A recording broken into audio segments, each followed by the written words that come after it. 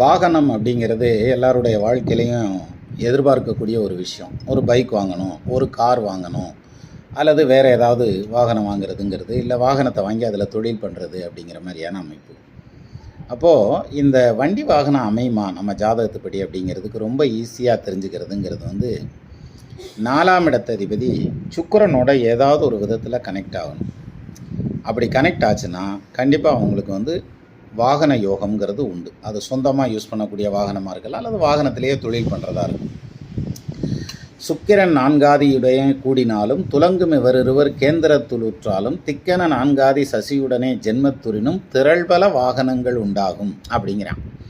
அப்படி நிறைய வாகனங்கள் கிடைக்கும் அப்படிங்கிற மாதிரியான அமைப்பு.